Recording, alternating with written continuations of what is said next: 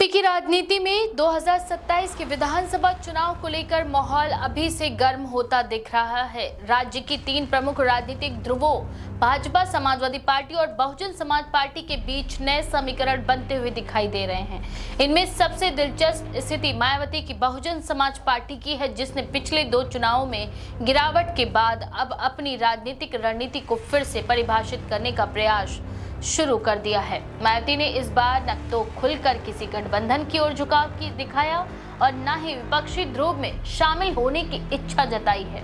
इसके विपरीत उन्होंने अपने पारंपरिक सामाजिक इंजीनियरिंग की रणनीति को नए सिरे से आकार देने की भी कोशिश की है, जो 2007 में उन्हें सत्ता तक पहुंचाने का सबसे बड़ा कारण बनी थी। पिछले कुछ वर्षों में यूपी की राजनीति भाजपा और समाजवादी पार्टी के इर्द गिर्द सिमटी रही है। भाजपा ने योगी आदित्यनाथ के नेतृत्व में हिंदुत्व और सुशासन की राजनीति को आगे रखा, जबकि समाजवादी पार्टी ने पीडीए यानी पिछड़े दलित अल्पसंख्यक वर्गों की राजनीति पर फोकस किया। इसी बीच मायावती की पार्टी हाशिए पर जाती दिखी, लेकिन अब बसपा ने अपने पुराने वोट बैंक विशेषकर दलितों और मुसलमानों को फिर से एकजुट करने का अभियान शुरू किया है। मायावती ने हाल ही के भाषणों में बार बार कहा है कि बसपा ही वह पार्टी है जो मुसलमानों को सम्मानजनक प्रतिनिधित्व दे सकती है, न कि उनका इस्तेमाल कर सकती है। ये बयान सीधे तौर पर समाजवादी पार्टी के खिलाफ एक रणनीतिक हमला माना जा रहा है। मायावती का ये संदेश उन मुसलमानों तक पहुंचाने की कोशिश है जो सपा से निराश हैं या जिन्हें लगता है कि अखिलेश यादव के नेतृत्व में सपा उनकी अपेक्षाओं पर खरी नहीं उतर सकी। दरअसल 2022 के चुनावों में मुस्लिम वोट का बड़ा हिस्सा सपा के साथ गया था, लेकिन परिणाम उम्मीदों के अनुरूप नहीं रहे। इससे एक वर्ग में ये भावना बनी कि सपा का वोट प्रतिशत बढ़ा तो सत्ता हाथ नहीं लगी। मायावती इसी असंतोष को भुनाने की कोशिश कर रही हैं। वहीं मायावती की रणनीति का दूसरा पहलू ये है कि उन्होंने भाजपा और योगी सरकार की बुलडोजर नीति को लेकर कोई आक्रामक रुख नहीं अपनाया है। वह ना तो खुलकर इसका समर्थन करती दिखती हैं और ना ही मुखर विरोध। इस संतुलन का उद्देश्य ये है कि वे अपने दलित वोट बैंक को भाजपा से पूरी तरह विमुख न करें, क्योंकि पिछले कुछ वर्षों में योगी सरकार की कानून व्यवस्था और कल्याण योजनाओं ने दलित वर्ग में भाजपा की स्वीकार्यता बढ़ाई है। मायावती जानती हैं कि अगर भाजपा से नाराज वोटर सपा की तरफ जाता है तो बसपा के लिए कोई जगह नहीं बचेगी। राज्य की राजनीतिक जमीन पर मायावती का ये प्रयोग जोखिम भरा तो है, लेकिन पूरी तरह अप्रत्याशित नहीं। 2007 में उन्होंने दलित ब्राह्मण गठजोड़ के सहारे पूर्ण बहुमत की सरकार बनाई थी।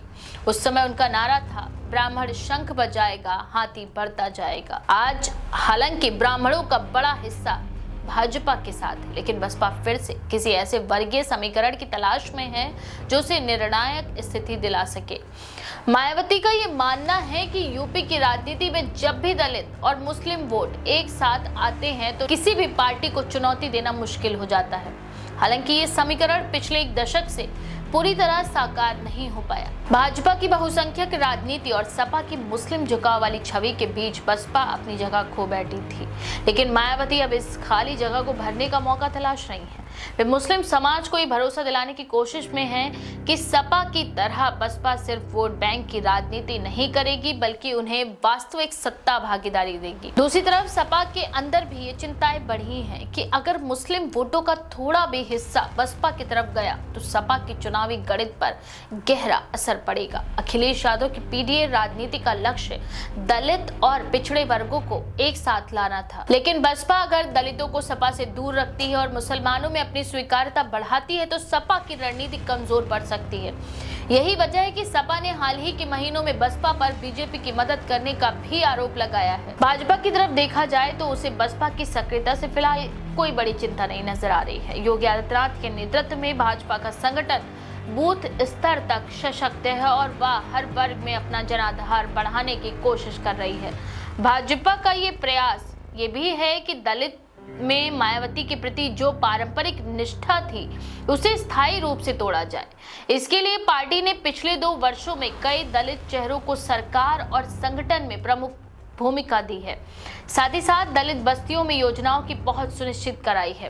राजनीतिक विश्लेषकों का मानना है कि मायावती की नई चाल साइलेंट मूवमेंट है। वे ना तो बड़ी रैलियां कर रही हैं और ना ही किसी महागठबंधन का हिस्सा बन रही हैं, लेकिन अंदर ही अंदर संगठन को सक्रिय करने और नए सिरे से सोशल इंजीनियरिंग के लिए बैठकें हो रही हैं। बसपा के पुराने नेता जो विभिन्न कारणों से निष्क्रिय थे, उन्हें फिर से जोड़ा जा रहा है। खासकर पश्चिमी और पूर्वी यूपी में मुसलमानों और दलितों के संयुक्त प्रभाव वाले इलाकों को प्राथमिकता दी जा रही है। इस रणनीति का एक और पहलू ये है कि मायावती ने अब अपनी पार्टी की राजनीति को पूरी तरह नेशनल बनाम रीजनल बहस से अलग रखा है। और ना तो केंद्र की नीतियों पर खुलकर हमला कर रही हैं और ना ही किसी विपक्षी फ्रंट में शामिल होने की इच्छा जता रही हैं। फिर भी मायावती का ये राजनीतिक पुनर्संयोजन यूपी की राजनीति में एक नया मोड़ लाता है। एक और भाजपा अपनी सबका साथ सबका विकास की नीति के साथ हिंदुत्व और कल्याण के संतुलन पर चल रही है, तो दूसरी ओर सपा सामाजिक न्याय और अल्पसंख्यक प्रतिनिधित्व पर जोर दे रही है। ऐसे में बसपा का दलित मुस्लिम समीकरण इन दोनों ध्रुवों के बीच तीसरी दिशा खोल सकता है। फिलहाल आने वाले महीनों में ये स्पष्ट होगा कि मायावती की ये रणनीति जमीन पर कितनी कारगर साबित होती है। अगर वो अपने पुराने समर्थक वर्गों को फिर से जोड़ने में सफल होती हैं तो 2027 का चुनाव त्रिकोणीय मुकाबले में बदल सकता है। लेकिन अगर उनका ये प्रयास केवल राजनीतिक बयानबाजी तक सीमित रह गया तो बसपा का पुनरुत्थान फिर भी अधूरा ही रहेगा। फिलहाल इतना तय है कि मायावती ने यूपी की राजनीति में अपनी प्रासंगिकता को चुनौती देने वालों को ये संकेत दे दिए हैं कि उनकी राजनीतिक खेल अभी खत्म नहीं हुआ है। इस बारे में आपका क्या विचार है? अपनी राय कमेंट सेक्शन में जरूर लिखें। ऐसी और भी खबरों के लिए देखते रहें द पेज 19।